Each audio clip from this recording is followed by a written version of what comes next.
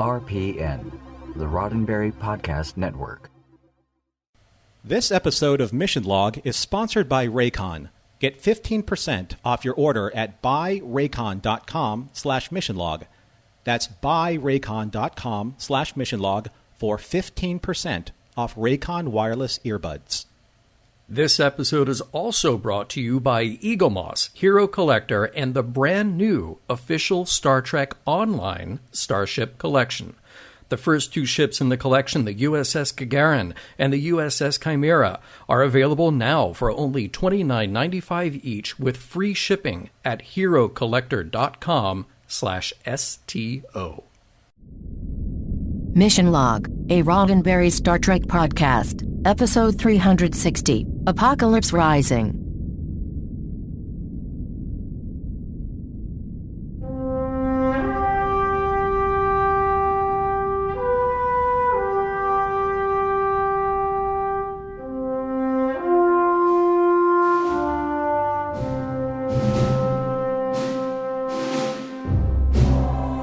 Welcome into another episode of Mission Log, a Roddenberry Star Trek podcast. I'm John Champion.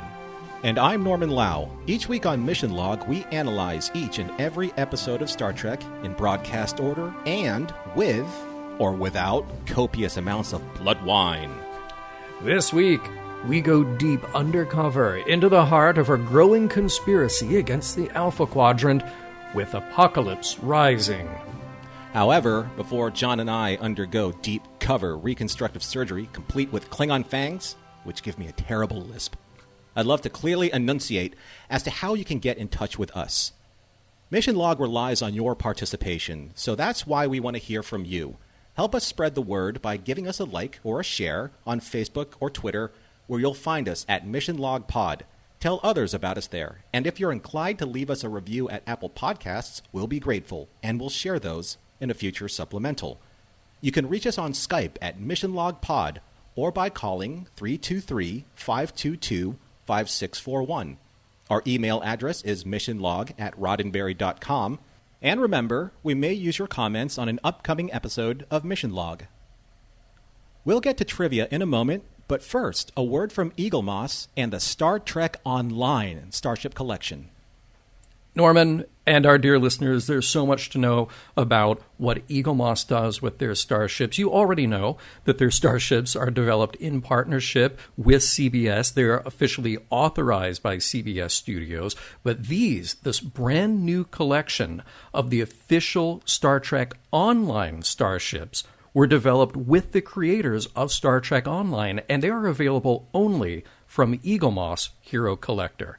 And what they want to do is start you out with the first two ships in the collection, the USS Gagarin, that's the Federation battle cruiser, and the USS Chimera, the Federation heavy destroyer. They're available right now directly from Eaglemoss shop for only $29.95 with free shipping. You know, John, when I started playing the game back when it first launched, I never would have thought that Eaglemoss... Well, first of all, Eaglemoss didn't exist back then. And secondly, I never way back then. Way back then. But I never thought that the ships from this particular expansion of the Star Trek universe would actually get its own product, and I think that's fantastic. And the neat thing is about these ships from Eaglemoss is that these are also based on the CGI models from the video game, from Star Trek Online. They're so highly detailed. They're also made of die-cast metal and high-quality ABS materials, just like the standard Eaglemoss ships. They're hand-painted, and they are incredibly accurate to the models from the online game.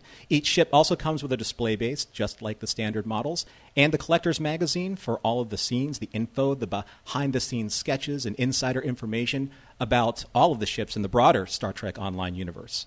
Now, the 25th century USS Gagarin, NCC 97930, inherits a legacy of service and sacrifice from her 23rd century namesake, seen in the battle with the Klingon birds of prey in the Star Trek Discovery episode, Civis Pacem Parabellum.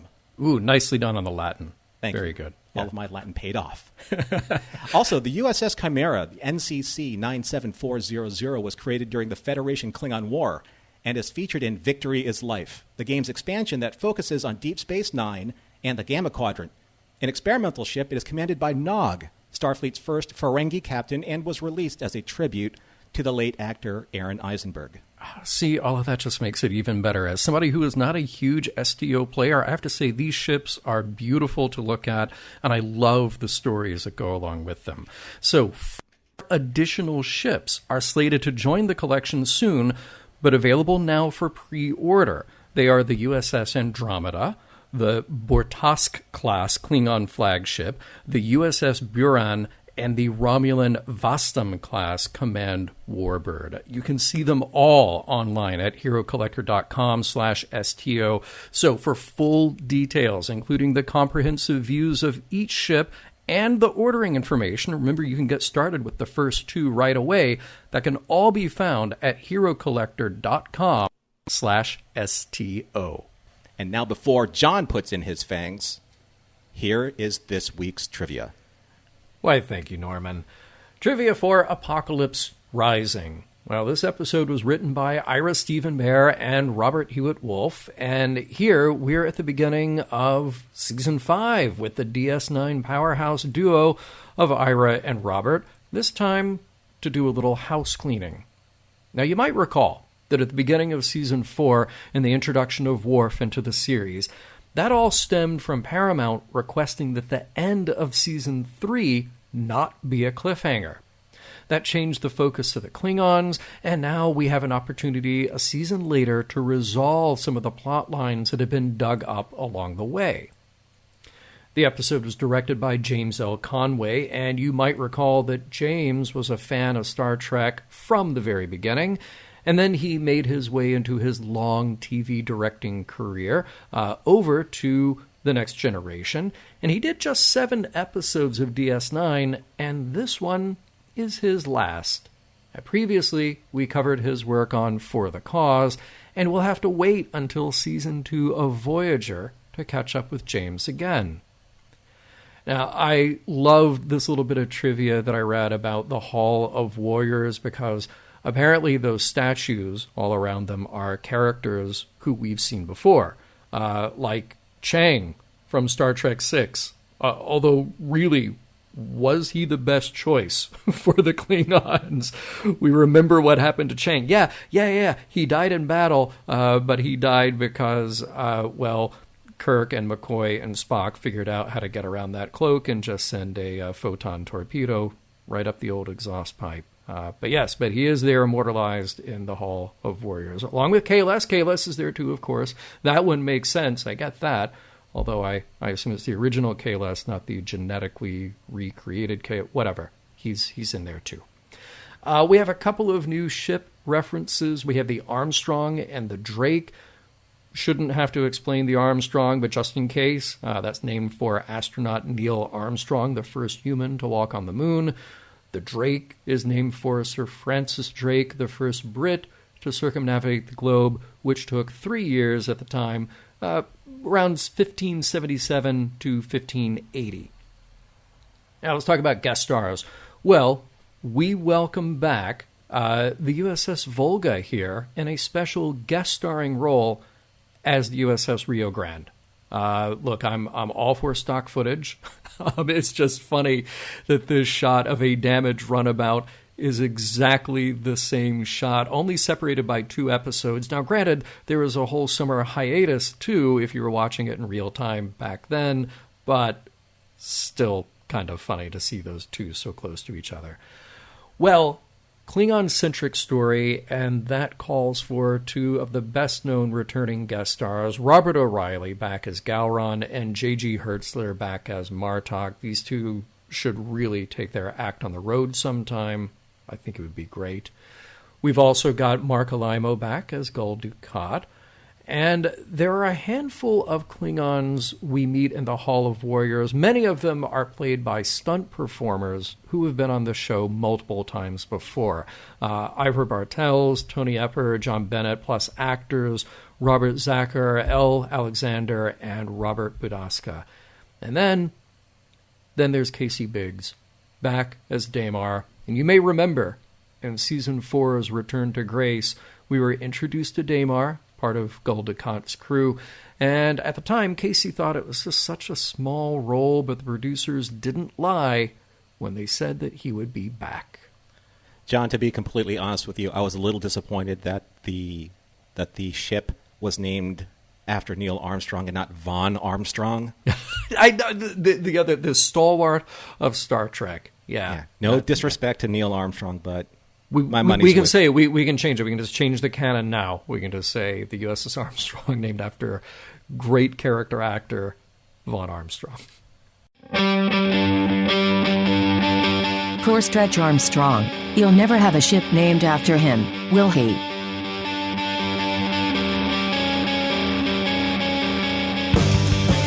Prologue. Since we last saw everyone, the Klingons have been getting super aggressive with the Federation, and Sisko and Dax have been called by Starfleet to get their take on Gowron being a changeling. The mission is critical.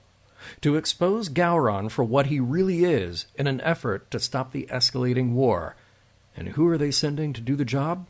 Benjamin Sisko, of course. Act 1. In Quark's bar, Odo is solemnly contemplating a beer. The bubbles, the taste, the whole process of ingestion, which he found disgusting until he too was a solid humanoid. Now he quite enjoys the pleasure of eating and drinking. Captain Sisko interrupts his drink with the news that he is needed on this upcoming mission. And that mission is go to the heavily fortified Klingon base at Tygerkor, expose Gowron as a changeling, don't kill him, and hope for the best. They've got some new technology to help them, though. A thermal detonator! Well, not exactly. It's a set of 4 Polaron emitters. When activated together, the radiation could destabilize a changeling who is in solid form. The trick is, all 4 have to be activated at once via a remote. In a limited space, and only for a short burst, or it could kill everyone who is exposed. Piece of cake. So how do they even get there in the first place past Klingon defenses? The tachyon detection grid will prevent them from just beaming over. Enter Gul Dukat, owner of that sweet ride, a Klingon bird of prey he commandeered just months ago in his attempt to return to Grace, coincidentally in the episode titled Return to Grace. He's kind of amused at the idea of the DS9 crew trying to sneak deep into Klingon territory. Sure, he's got the ship, but then what? Then Dukat is reintroduced to some of the crew he knows. There's Chief O'Brien, Odo, and Captain Sisko himself, all surgically altered to look like Klingons. Act 2. Dukat is amused. Here's Sisko, Odo, and O'Brien transformed on his bird of prey with a Cardassian crew and Worf, the only real Klingon in the bunch. Daymar, Dukat's right hand, is pretty sure those 4 will be dead by the end of the mission. They'll take the precaution of fake IDs implanted in the Klingon database, and in order to assure an up-close visit with Gowron, those undercover will be named candidates to the Order of the Batleth, which is sure to be quite a party. Back on DS9, Bashir and Kira discuss Lieutenant Vilix Pran, who is budding again. That leads us, similarly, to Kira's current status, still carrying the O'Brien's child. She and Bashir spar a little over the fact that he is the one responsible. Easier for her to blame him than Keiko, anyway. They contemplate how Sisko and the others are doing right now, which leads us to some very uncomfortable and unconvincing training. Worf is trying to whip his fellow Klingons into shape to make sure their attitudes will pass scrutiny as well as their looks. Sisko takes it pretty well. O'Brien, not so much, though he's trying. Odo, well, it's not going well for Odo. This is not his style, and he needs a little pep talk from Sisko, which goes something like, "Stop brooding, do your job." Along their way, another bird of prey shows up to challenge them. Dukat has cleverly installed a holographic filter to make it look like they're talking to another Klingon. Only this time, the filter has failed. Rather than letting Worf step up and talk his way past this challenger, Dukat impulsively fires weapons and destroys the other ship. Better safe than sorry. Now at Tygerkor, Dukat drops off his passengers and says he'll be back. Never. Why stick around? If Sisko succeeds, the war is over. If he fails, well, see you in Tovokor. Act 3. On Tigakor, in the Hall of Warriors.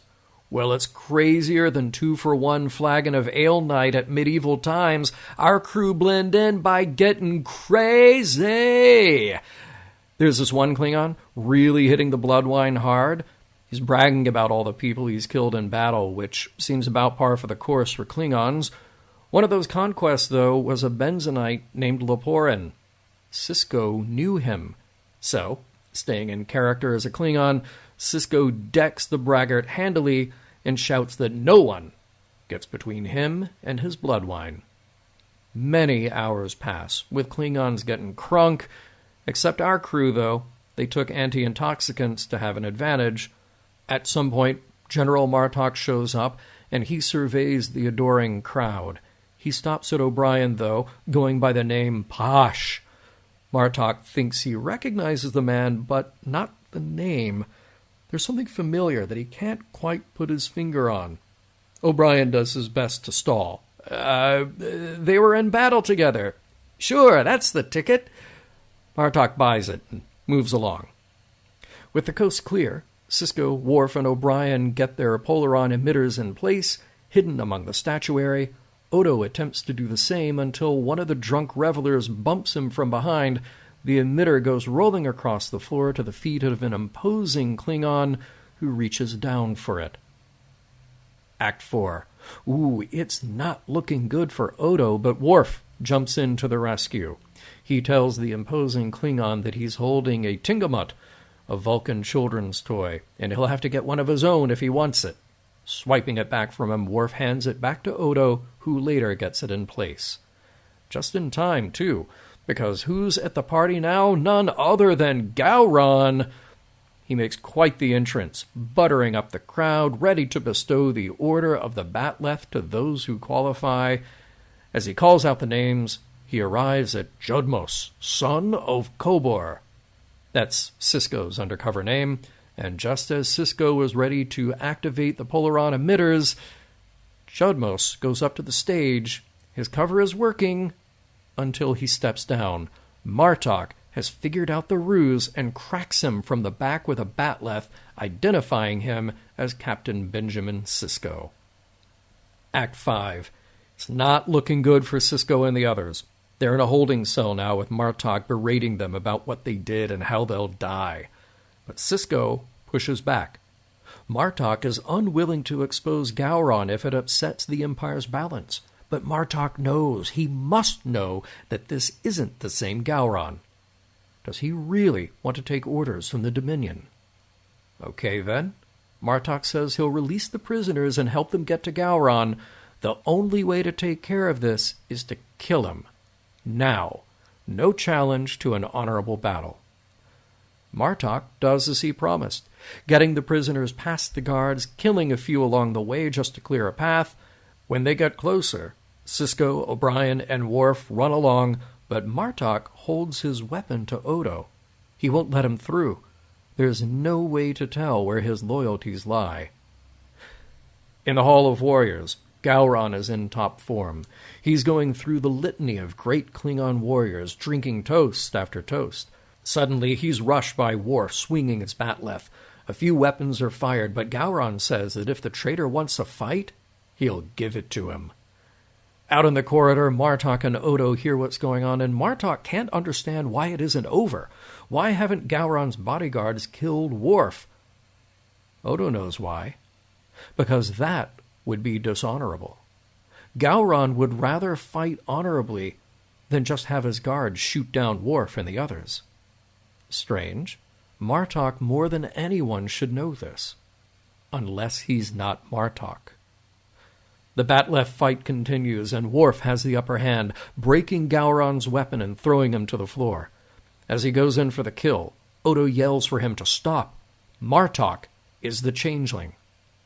Martok starts to transform, using an arm as a tentacle to choke Odo, but Sisko, then the other Klingons in the room, open fire, blasting the Changeling to smithereens. So what now? some relief, an understanding, or an order. Gowron sees that the Dominion were playing both sides in order to create a rift in the Alpha Quadrant to make it easier to conquer. Gowron balks at the idea that he can simply call off the war, that he would need something in return, like the worlds he conquered, like Arcanus IV. Sisko says the Federation will want to talk. That's what they do, you know. And Gowron agrees, at least, to a ceasefire. He's not all bug-eyed and cuddly, though. He says Worf should have killed him when he had the chance. There won't be another. Safely back on DS9, Sisko has returned to his usual look. Odo is next. And Bashir says he can give him any look that he likes. Bajoran, Trill, human. Odo says his usual face will do very nicely. The end. Well done, John. Thank you. And. Now, I can't mentally unsee this, but now I see this giant Klingon party at medieval times, all chanting for their own specific warrior champion to win, like, the trials in that giant sand pit. You are welcome. Yes. Oh, my gosh. Yeah. Yeah. +1 for the medieval times reference. +1 also for the 2-for-1 flagon of ale night, which is fantastic. Yeah. Although kind of funny that it said that big pit that just sort of looked like Kool-Aid. You know, I thought Bloodline looked a little more like, I don't know, wine. It pretty much just looked like red Kool-Aid. They watered it down because there were so many Klingons they had to. Oh, exactly. The cheap serve. Stuff. Yeah. Yeah. That was the Franzia of blood wine. Right? Nobody wants that. Yeah. It's cheap, but you can drink a lot of it, and the result is still the same. Exactly. So let's dig in here a little bit. That was this is a really fun episode, fantastic episode, lots to talk about.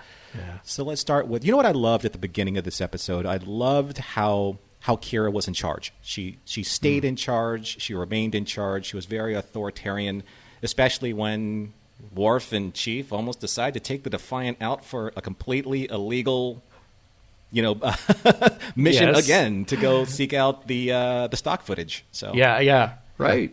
Yeah, no, that's a good point. And there are a few moments of command styles and command decisions here that I thought were explored nicely. And that is a great example of that, where she just sort of takes their, well, we won't call it disagreement, but their differing attitudes and says, yeah, you're right. You said that, and here's why we're doing it this way.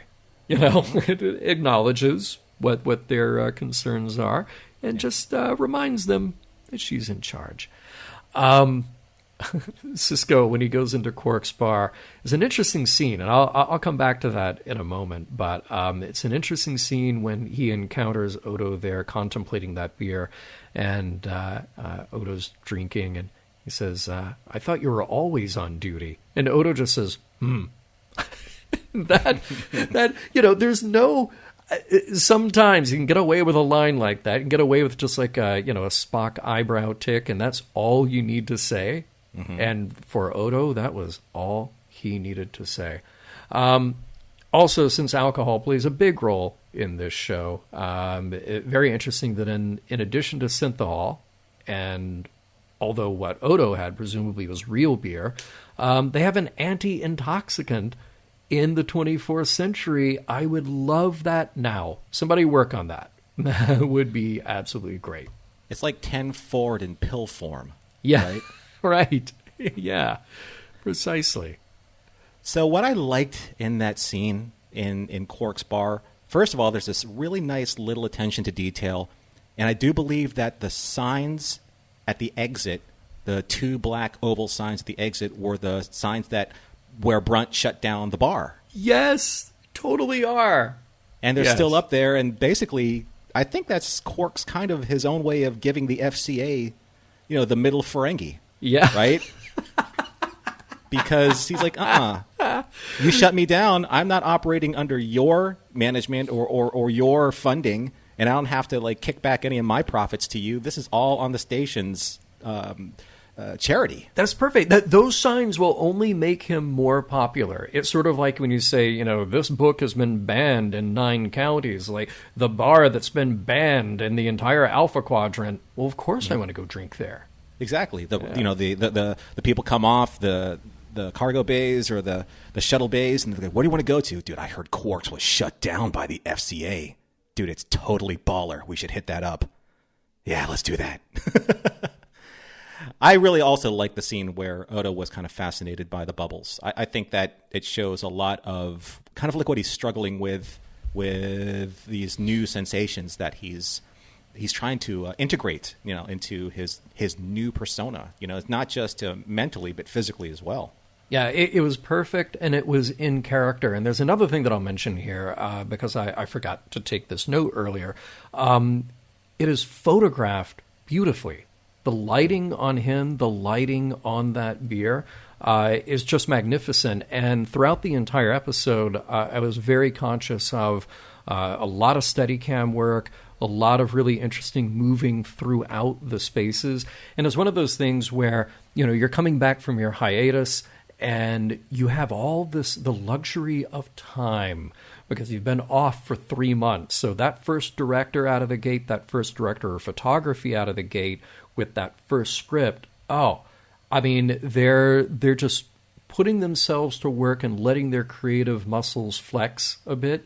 And what we get here is this really nice looking episode because of that. You can tell by the time you get to the end of the season and they're all doing that flip-flop, back and forth, one episode on, one episode off, and you only have about 7 or 8, maybe 10 days at the most to plan a 7-day shoot or an 8-day shoot if you're lucky. It's like, okay, now we just have to crank out these scenes. We just have to get them down by rote. By the way, I never thought about how you really park a Klingon bird of prey at a space station. And obviously we saw Kirk park a bird of prey on the ground, both on Vulcan and in Golden Gate Park in Star Trek IV. I thought it might be from the side, like you have that little hatch kind of in the neck of the thing, the way they showed us in Star Trek IV, or they had that ramp, which obviously you wouldn't use in space. But apparently in this, you just pull in head first with the big shooty end going right forward into the airlock. Yeah, it's almost they used the photon torpedo launcher to be the coupling tube. Exactly. I guess, you can do that on a submarine. So, okay, sure. Now you just solved it for me. I would just make sure that you get all the keys out of the firing mechanisms before that happens. Yes. Send Bob down there. Let him check it out first. Hey, Damar, why don't you try that first? I promise nothing will happen. Swear. We only have 2 torpedoes left anyway. Right. I thought there was a really nice scene with those polaron emitters where O'Brien's just looking at him. He's like, I hate prototypes. Because an engineer would say that. And I don't think they tested those out. They were just kind of trusting the good graces of Starfleet technology. Like, here are these emitters. They should work, but you don't have a chance to try them out. So because of the deathly amount of radiation that they're going to pump out. So, but you're just going to go into a Klingon compound and try and, flesh out a changeling. What could go wrong? You'll be fine. And then also, very much like a lot of episodes that have come before, there's something that O'Brien says and then something that Worf says, almost immediately, back to back. There's this nice cadence that these two characters have because he's thinking about how everything could possibly go wrong with these polaron emitters. And then Worf, underneath his breath, he goes, if we succeed, there will be many songs sung in our honor. Right. They're thinking about 2 completely different agendas. Yes. And I think that's awesome. Yeah. Well, what's so funny, they have found just the right way to do Worf, which is that he's just a guy, he's just unfiltered. He just says whatever pops into his head. So it was like last time when it was, they did not want you to hear what they were saying. Just so completely obvious, completely unfiltered. And here it is again. They keep earning their humor through the characters, and that's a great example of it. Oh, and tell me that Kira wasn't just raking Ducat over the coals when she wouldn't give up the name of who the father is of her child. So good. Right? So good. That's that's really Nanan really knowing Kira, really knowing Ducat, and just as she's walking into the lift, she's just giving him that sideways glance, you don't know him. You don't, Right. Right. Who's the father? Well, and it's just nice to see the way that they continue to use Nana's pregnancy with the joke about Chief O'Brien being the father and, her other moment with blaming Dr. Bashir. It's just to see this stuff worked in is great. It's gold, and it really fits the characters. So you mentioned your laugh out loud moment, or I'm sure that there may be more. I genuinely laughed out loud. I mean, alone, watching this episode at home, genuinely laughed out loud on 2 occasions. The first was during the ceremony of the Batleth, Gowron welcoming Jodmos / Sisko, and just his delivery of that line, "Glory to you and your house." Just like so good. What is wrong with you? You're drunk on blood wine. Go home, Gowron. It was great. And the second moment that I laughed out loud, so they identify Martok as the Changeling. Sisko is the first one to pull out the Klingon disruptor. It takes 2 blasts. You see him connect. Then you cut back to the crowd. Every Klingon has pulled out their disruptors and to shoot. It was hilarious. Yeah. It was, and that Changeling took a lot of fire. He did. A lot. Yeah. So, I mean, by knowing that, then you know how almost nearly indestructible Odo would have been, at one point in time. Obviously, exactly. Not now. Yeah, not now. Yeah. It is too bad that with all the really good, I mean, short but really good Dukat stuff in here, that we didn't get a scene with Torres Zial. And obviously they mentioned her because it was sort of the lure that Kira used to get Dukat over there. Apparently it was written but then cut out. Also interesting to read that they conceived this episode as a 2-parter, which I could have worked, but I probably, usually brevity is the way to go. So probably best if they squeezed it down to the essentials to really just make this episode snap. It just moves. Yeah. And I like the fact that it's not just about the Klingon, infiltration mission. There are some really nice moments of levity, obviously, with some of the comedic moments, especially with Kira and Bashir, because you could feel that there's a lot of real emotion, sentiment, whatever you want to call it, between the two for that particular real reason of them sharing that child together. But I do like the fact that they gave Jake just a little bit of a moment, and they made this story pause a little bit, because he was essentially observing, we are ramping up to something really, really interesting here. And this is kind of like a prelude to this Klingon invasion or war. Yeah. And I thought that was a nice observation by Jake, because that's what Jake does on his perch. Yeah. He observes. Yeah.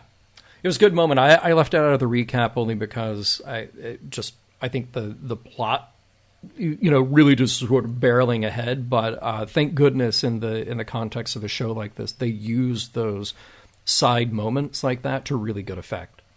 I'm going to bring this up a little bit more in the discussion, but the one thing that I think would have been helpful in terms of 4 not really spy-type officers to infiltrate and to keep their cover from being blown, as it was to have an actual spy with them, maybe. Because the one thing that you don't do when you're going undercover is to actually come face-to-face with prominent officials of, of the government that you're trying to infiltrate, or this Klingon party. That Gowron's going to be there. By extension, Martok's going to be there, and then you actually salute him to his face. Right. Does that make sense? Yeah. No, that's a good point. That's a good point. Could have been an opportunity to introduce some other characters. And especially Worf. Because Worf doesn't really look all that different, right? Right. They changed him up a little bit, but not enough. Right. They could get to him like, you look like Worf. No, I am TJ, son of Roger. TJ, son of Hooker. Yeah. Yeah. But it's just one of those things where, Martok kind of recognizes O'Brien. Obviously, he blows Sisko's cover. But then it's like, that guy looks familiar. Like one of the most hated houses in the Empire familiar. No, I could be wrong. I have to be wrong. Yeah. But speaking of which, I really like the end that Odo, he goes back to his roots. He goes back to his instincts and really discovers the truth of things, because it doesn't take a changeling, doesn't take what he was. It takes all of the instincts of his training and who he is. Yes, it really is about that. And there's a bit of a payoff there. I really liked, here I am skipping forward to our fourth act, but I really liked playback on this episode, watching it a few times, because you get to see those moments in Odo's eyes while they're in jail as he's putting all of this together. So he notices, as soon as Martok says, go in there and kill him, not an honorable battle, who does the camera cut to? It cuts to Odo. And you see the gears start turning. It's a great, subtle moment that I totally missed the first time around, but boy, is it good the second or third time around.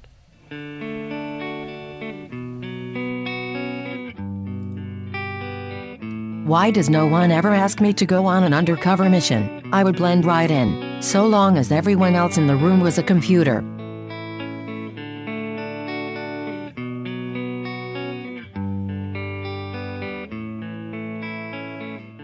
We'll discuss Apocalypse Rising in a moment, but first, a word from Raycon.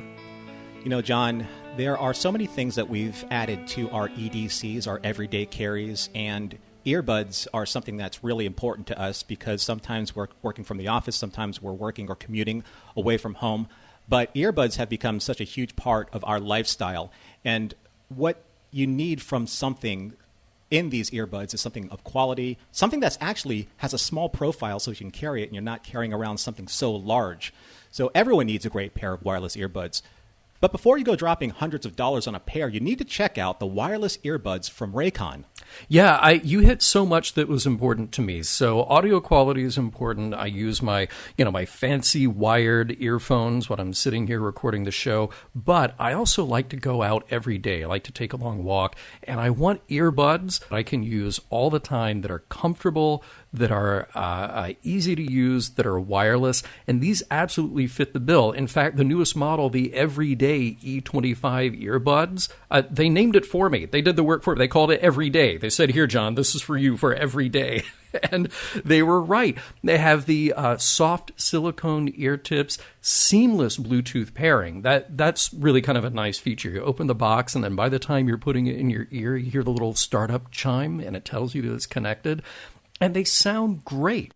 It's more bass. It's a compact design. The fit with those silicone ear tips, which come in 4 different sizes, makes for a nice noise-isolating fit. So I wear them for a couple of hours at least at a time. They sound great, and they're just out of the way. I forget that I have them in.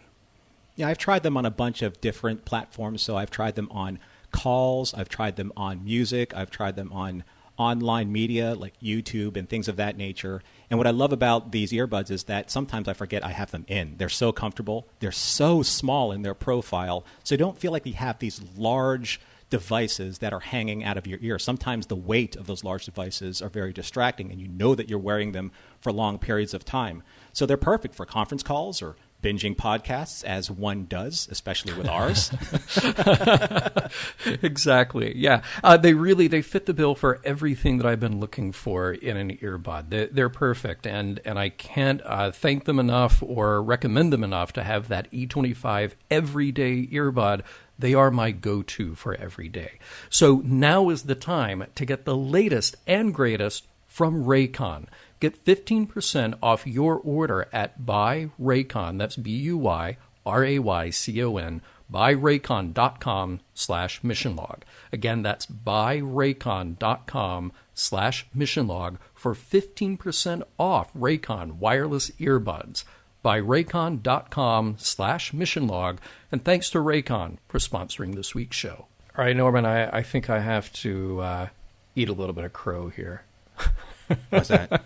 So, Do you remember way back at the beginning, way long ago at the beginning of season 4, I think I got on my high horse a little bit about making the Klingons enemies, and this just goes in the face of the whole point of the 24th century. The Klingons are no longer our enemies because Gene said this in Next Gen, by having Worf on board, that in 80 or 100 years we can learn to make friends with our enemies. Like, it's actually making a statement to have a guy like Worf on board. It isn't just like, oh, let's do something different. Like, no, we're actually making a statement with that.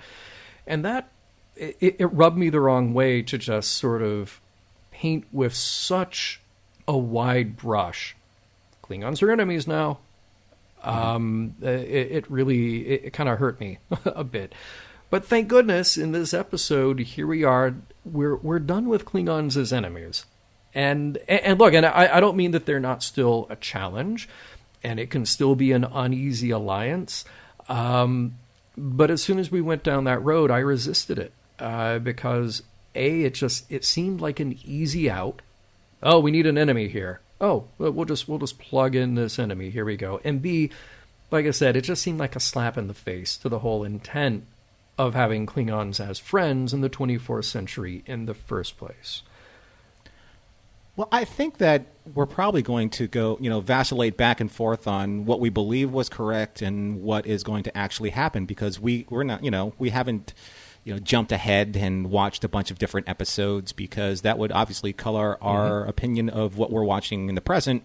So I think it's going to be great that we can go back and find callbacks to where we were wrong, or where we have maybe taken a miscue from some of the misdirects, or the way that the narrative led us. And I think that's great, because, I didn't know that Martok was a changeling. I mean, yeah. They kind of, the story led me by the nose and said, yeah, I was waiting for Gowron to get his comeuppance in that fight. Oh, right? Okay. All right. Lucky you, because I knew.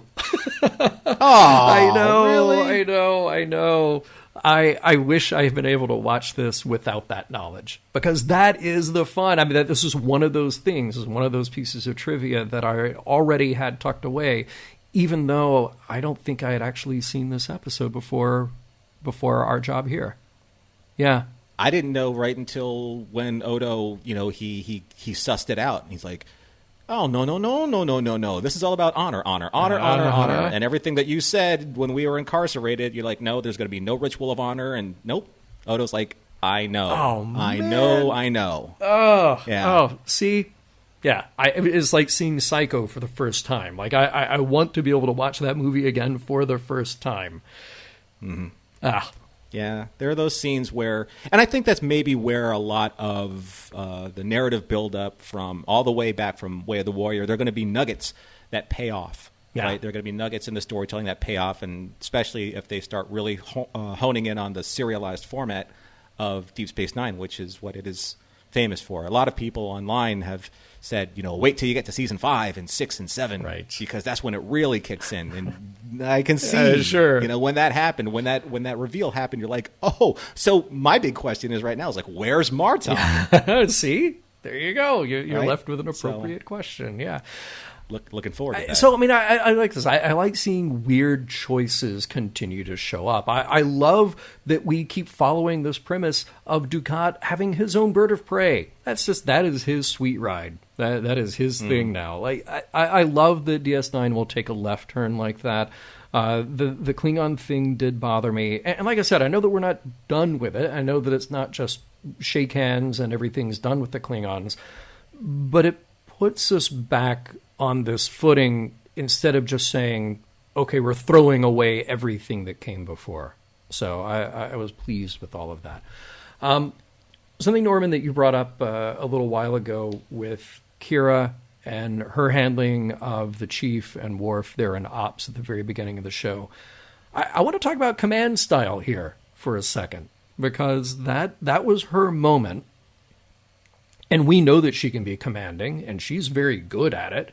But there were two interesting scenes here that were very different scenes between the same characters. And I'm glad they had these scenes in there. And I'm talking about Sisko and Odo. Early in the show, we have that wonderful scene in Quark's bar. Sisko has a very important piece of business to discuss. He is going in there specifically to find Odo because this mission is important and he needs the constable with him. But Odo is wrapped up in his beer and this new sensation of eating, these sensual pleasures that he's never had before. And Sisko stops. He completely stops himself from talking about the mission, why I need you, what your job is, what I want you to do. And he really takes the time to meet Odo on his level. He lets Odo express himself. And then only at the end, does he get into what he needs to discuss. It's a great moment, and it's good technique. In my book, anyway, it's really good technique. You never know where you're encountering someone emotionally.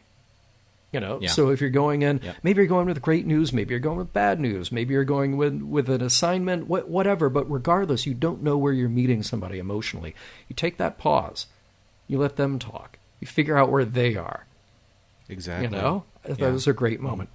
Now, the other scene is when they are dressed as Klingons and they're on Dukat's bird of prey. And Sisko has kind of move past it now attitude, which is not wrong. I don't think he's out of place there. But at the same time, he's dealing with someone who has had... It's not just like Odo's had a bad day. It's not like Odo's just had a bad breakup. Odo's identity has been completely stripped away.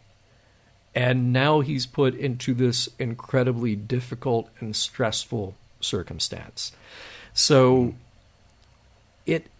I was trying to sort of put those two scenes together in my head and say, okay, there's a passage of time here in real time, not in show time, where Odo has been dealing with this for a while. He still has his job. He still has the mental skills to do what Sisko needs him to do. And Sisko's right. Like, you can't just sit around brooding all the time. You need to, for your own sake, get yourself back into the program here. But for the sake of the script, they boil that down into, a couple of pages of dialogue. And it's, I think it is asking a bit out of us, the audience, to just go like, oh, okay, and then Odo got his groove back. And then Odo decided to work hard again because he got a stern talking to from Sisko. That's so funny that you mentioned that, because I actually wrote that in my notes. I said, here's when Odo gets his groove You're back. Kidding. Right? Oh, you're kidding. Yeah. Well, I mean... Sorry, I stepped on your line. No. Actually, you led me into a very, very similar point. And I think that a lot of us can identify with what's going on with Odo, especially with a lot of us who identify who we are with our career.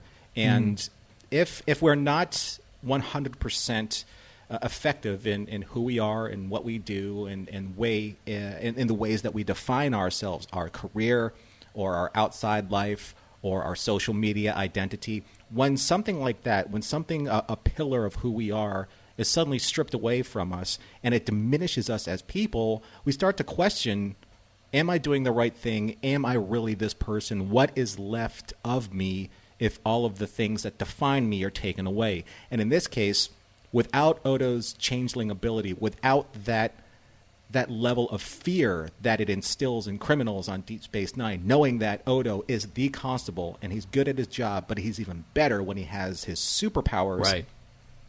What does that do to Odo when he doesn't give that criminal element pause anymore? What happens to the superheroes that lose their powers? The supervillains feel like they can now run amok because there's nothing to keep them in check.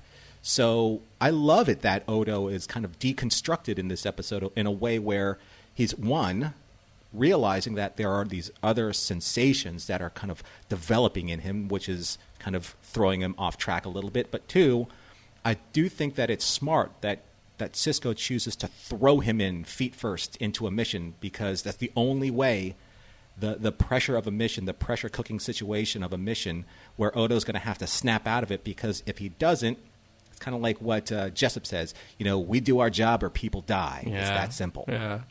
right? And Sisko's like, you have 3 other people and the entirety of the Alpha Quadrant resting on your ability to get over yourself. Okay, but is that the right thing to do? If you don't know if that guy can get over himself or not in the right time, under the right conditions with you to save your life, is that the guy that you need on your team? And yes, Odo is brilliant, and he has these powers of deduction.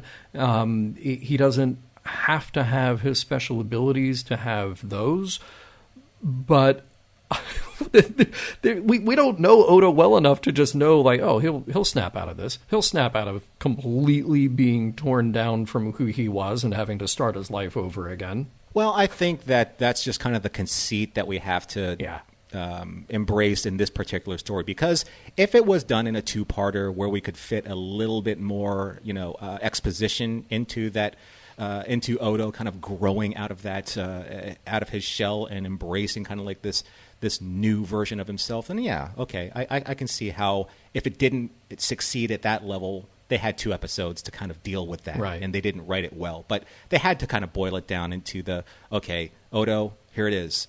It's either we do our job or this is going to happen, which kind of brings me to my second point. Okay.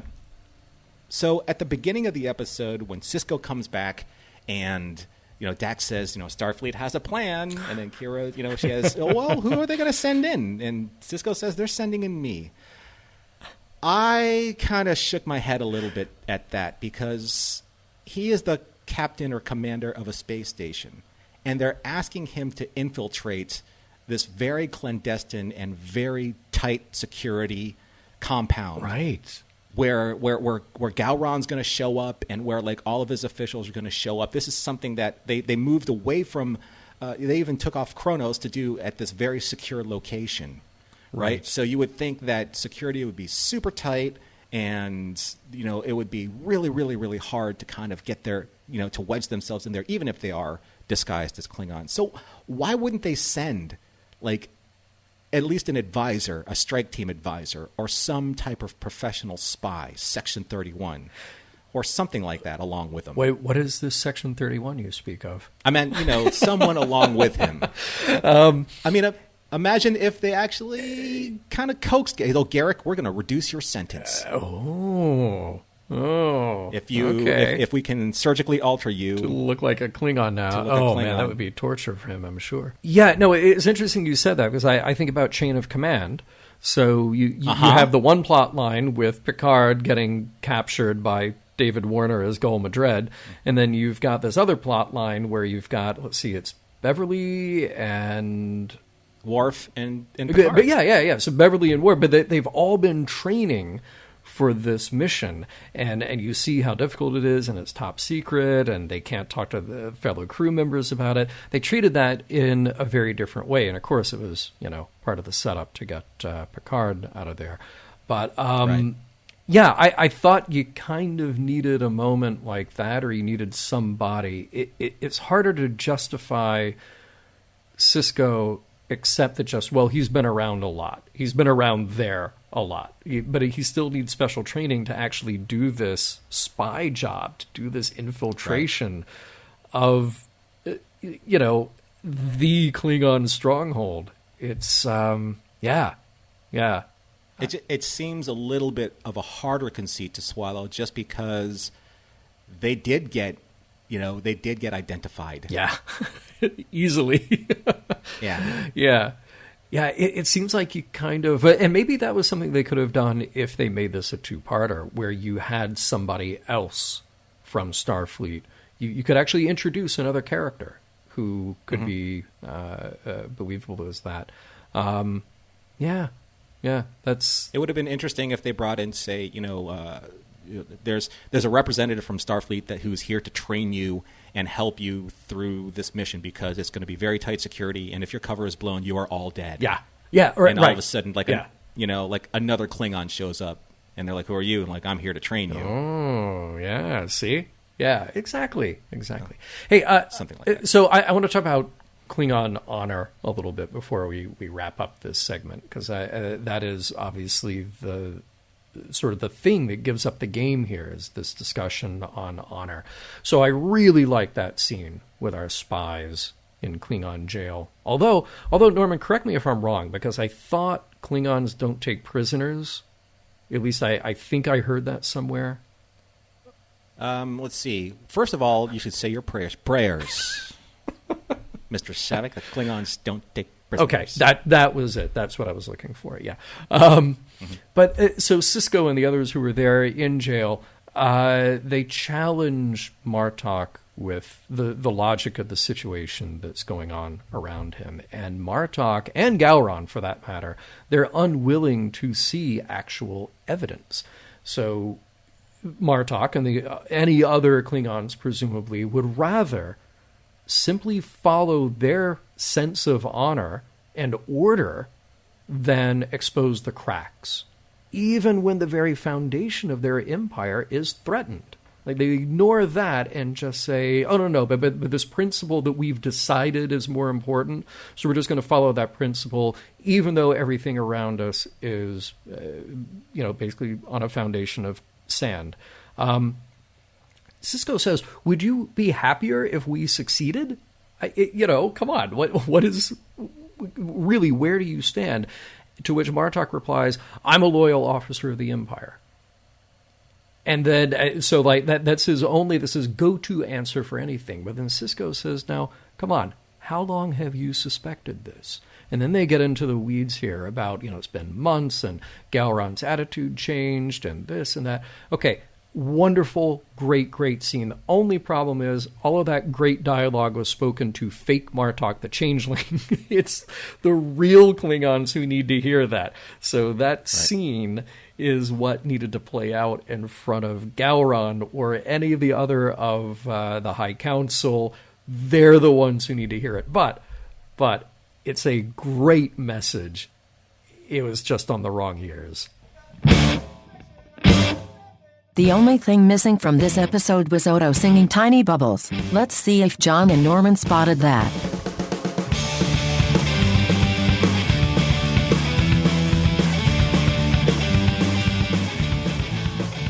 John, this episode has been a lot of fun, and there's a lot to talk about, and we got to a lot of different subject matters, but in the end, as we do with Mission Log, we try to boil it down to the morals, meanings, and messages, and does this episode hold up in that way for you? Oh, man. This episode holds up in a lot of ways for me, quite frankly. And look, I've said before on the show, I'm usually not the biggest fan of Klingon-centric stories. I like Klingons. I like that they exist in the Star Trek universe. But I think spending a lot of time on deep stories about Klingons, just not my bag. I mean, I've been much more interested in where we've gone with deep Cardassian stories. I just think there's a lot richer culture there, a lot more interesting to me. I understand why Klingons are appealing, but this is a personal thing. I feel like very often in Klingon stories, you just sort of get the idea that the Klingons have terrible morals or messages to pass along, no matter what. So most of those stories leave me that way. This one is different, though. The story is fun, first of all. It's a spy story. They appropriately build up tension. They manage to tie that story and that tension to the overall arc of little pieces of plot thread that we've been developing now for more than a year. So that's cool. The acting is strong. The moments that are funny are genuinely funny. And that is really a strength of Deep Space Nine, is that I said it as recently as a couple of episodes ago, they really are able to find the humor that is genuine from the characters. They're not just sitting down, writing down a joke, the writers, that is. I wish that reveal hadn't already been spoiled for me. It wasn't for you, and I envy you that. But what can you do? The tension, though, still works. And like I said before, the playback value is still really high. Because when you go back and rewatch this and you see those moments of reaction, particularly with Renee, they're just great. I usually hate when you put your lead character in makeup to look like something they're not. I always think back to James Bond, Sean Connery, and You Only Live Twice. That does not hold up well at all. It's, let's just say it's offensive, but somehow here it kind of works because they acknowledge how ridiculous it is. Except for Avery, he makes a great Klingon. Let's just introduce a new Avery Brooks played Klingon character, put an apostrophe somewhere in his name, and he's set. Because he was really good as a Klingon. So and shout out to Jonathan West, director of photography on this episode, because like I said, you can tell that he and probably James L. Conway, with that luxury of time, really decided to, no pun intended, focus on how this would come together visually and really flex that. So really nice looking episode, moves along incredibly well. I loved it. 10 out of 10. We'll watch again. What about you, Norman? Well, I agree. I mean, I think this episode holds up extremely well. And as a designer and somebody who really enjoys kind of like the aesthetic of how it was set, the costume design and the use of the prosthetics and the applications, I think that the costume department and the design department and the art department, they all worked overtime. And it shows. I mean, it shows that they put a lot of effort into trying to craft this this seamless transition into the seedier Klingon compound. And I think that it really worked. You had a lot of great detail. You had a lot of great accoutrement. You had the Klingon blood wine cauldron, of which I don't think I've ever seen before. Mm-hmm. And you had those statue callbacks, to General Chang and to Kalis. You had the weapons. You had just everything felt right. It felt smoky. It felt dingy. It felt very, very lived in. So I loved that.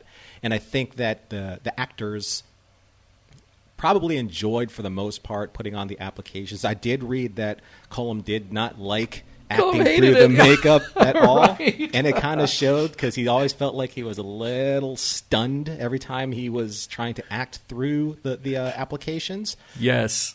But I also think that he played that to his strength, where he just didn't seem at ease at all delivering his lines, because he was tapping into just the sheer fear of being discovered, as he was almost by Martok, which was a really well-acted scene, even if he was just terribly uncomfortable in the makeup applications. But I think Renee did incredibly well with it. Obviously, Michael Dorn is comfortable in it. It's probably second skin to him. But you're right.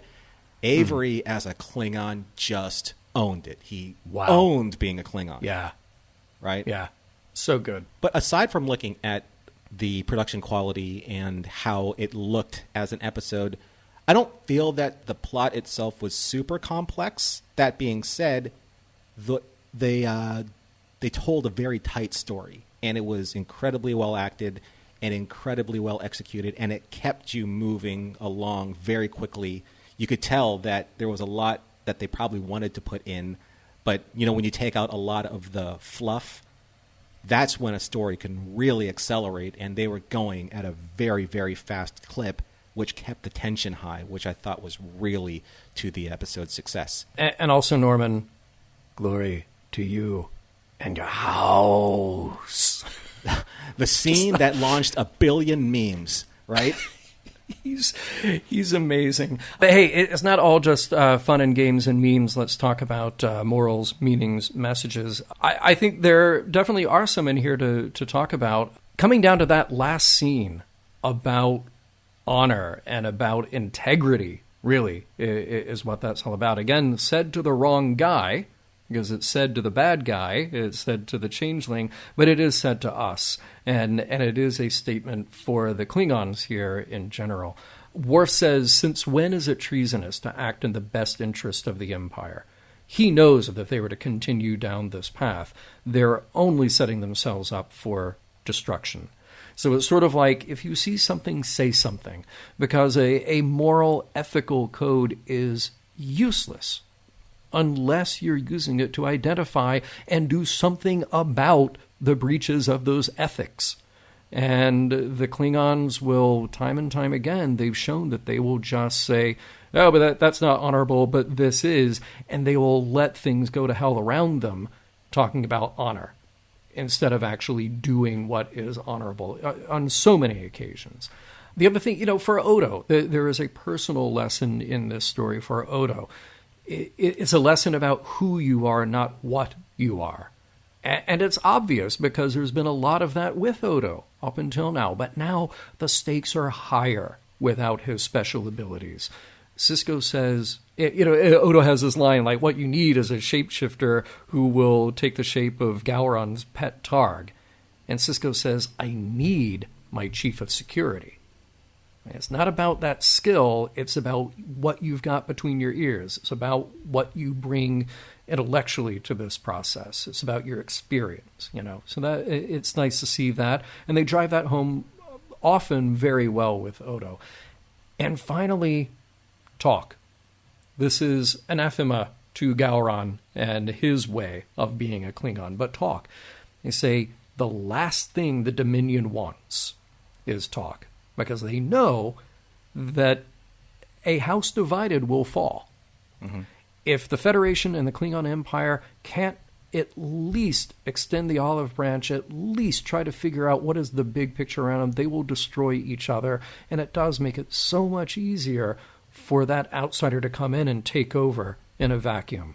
That is true on the micro scale. It is true on the macro scale. We see that socially. We see that politically. And here they're spelling it out in the metaphor of science fiction. So talk. Yeah, Gowron rolls his giant bug eyes at that. But talk. That's what we learned from Picard. It's what Sisko sees as the way to go. It's what Worf sees as the way to go. Yeah, what else, Norman? And I agree with that. I mean, being able to open up lines of communication doesn't necessarily mean you're going to be friends immediately. And I think that Gowron alludes to that. It's not going to be easy to unravel the head of steam that the Empire has already built, especially with the campaign to reclaim the Arcanist sector. But, as much as the story does focus on trying to expose what Gowron, quote-unquote, did or did not do as the Changeling agent, which he was not, I still think that the real heart of the story is Odo coming to terms with his identity, who he is now and what he is capable of, and how he laments what he is no longer able to do. But I do think that it's a nice turn for Sisko to be this mentor, kind of like to be the manager of Odo's expectations and to be this leader and a friend and help Odo come to terms with what he is going through and how he tries to navigate this new territory for him. And I know that the situation that they were put in to infiltrate this Klingon compound, it's not a real mission. What I say is that it's not an actual mission where real soldiers would put their lives on the line with somebody who has such serious doubt about their own abilities, because that would put everyone's lives in danger. So right. That's the reality of an actual real situation, a real-time, non-fantasy, non-fiction-based situation. But I think for the brevity and for the sake of storytelling, I think that what Sisko was able to do to throw Odo into the deep end, so to speak, and to get him back into thinking tactically was really smart, just because it's better than slapping him across the face and saying, snap out of it. Right? It is, right. You are now in charge of one of these 4 pillars of this mission that everyone is depending on, including yourself. So it's either you perform or we're in trouble. And I think that that's where Odo's like, you know what? I'm duty-bound, honor-bound, and this is who I am. It's going to reach down deep and say, you know what? I've always been able to be trusted to do my job. And if I can't do that at the point where I'm needed most, then that's probably when he's like, I'm no good to anybody. But he isn't. He was able to do what he needed to do, albeit a couple fumbles, but he was able to do the one thing at the end, and that was find the true infiltrator. And to a lawman, that is everything. Yes. You said it. He got his groove back. I believe you said it first, Mike. Well, I didn't know. Mission Log is produced by Roddenberry Entertainment, executive producer Rod Roddenberry. Our website and your opportunity to comment and connect with us is missionlogpodcast.com. If you'd like to support Mission Log directly, you can do so at patreon.com/missionlog. Enjoy all the great Roddenberry podcasts at podcast.roddenberry.com, where you'll find Women at Warp, Priority 1, The Trek Files, your daily Star Trek news, and Shabam. Shabam. And for more Star Trek news and discussion, be sure to visit trekmovie.com. On the next Mission Log, the ship.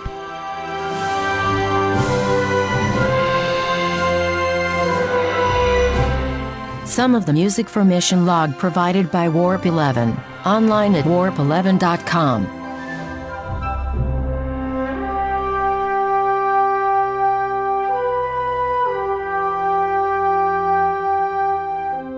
I guess I'll have to wait until next week to see if the ship hits the fan.